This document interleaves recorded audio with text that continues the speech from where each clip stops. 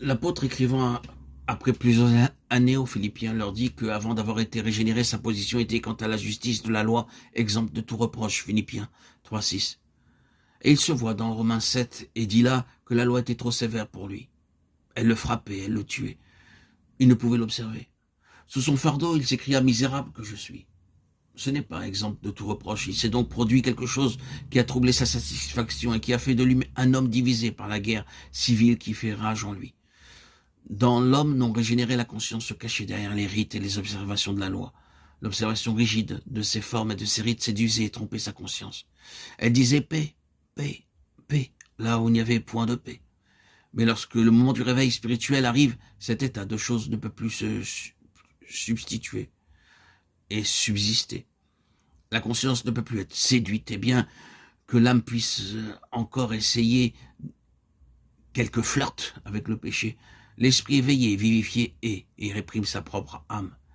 Il appelle les choses par leur nom, c'est-à-dire il appelle le péché péché, au lieu de traiter la loi des cérémonies comme une compensation à la morale. Il comprend que cette dernière est la chose essentielle et que l'obéissance vaut mieux que les sacrifices et l'observation de sa parole vaut mieux que la graisse des béliers, 1 Samuel 7, 22. À moins que la signification et la valeur de la mort et de la résurrection de Christ ne soient connues, et la vérité de notre identification par la foi avec elle, l'une de deux choses terribles arrivera. Ou bien ce sera une histoire analogue à celle qui nous est décrite dans le chapitre 7 des Romains, une histoire de lutte, d'aspiration et de défaite, une crainte de s'appuyer sur la foi en Christ, en même temps qu'un désappointement profond de la vie chrétienne vécue qui conduit de plus en plus près du désespoir et de la détresse, ou bien l'on arrivera à cet état terrible qui dessèche la conscience et qui tue l'esprit, et que l'on nomme l'antinomianisme. Il sera peut-être utile de dire ici ce qu'est cette doctrine.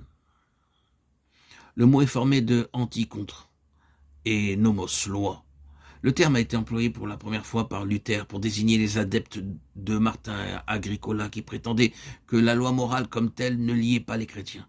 Mais la chose elle-même existait longtemps avant l'époque de Luther, où le nom lui fut donné. Dès les premiers temps chrétiens, il y a eu ceux qui ont nié l'utilité de la loi et ses obligations dans la dispensation de l'Évangile. Il semble que déjà dans les temps apostoliques, ce principe a été à l'œuvre, ce que nous font comprendre plusieurs passages des lettres du Nouveau Testament, car dans ces passages, les apôtres y mettent en garde leurs convertis contre les fausses interprétations de leur enseignement, qui seraient une excuse à toutes sortes de dérèglements.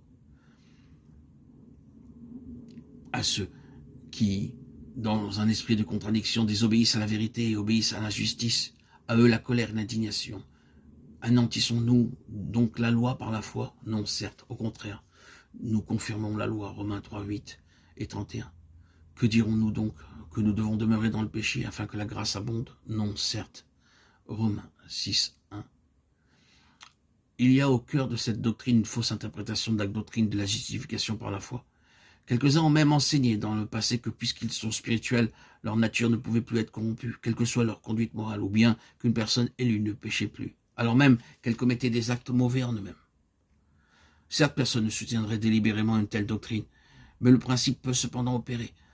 La justification par la foi, avoir la finalité et la plénitude de la perfection en Christ, la persévérance finale, c'est-à-dire lorsque l'on est en grâce, tout est toujours en grâce.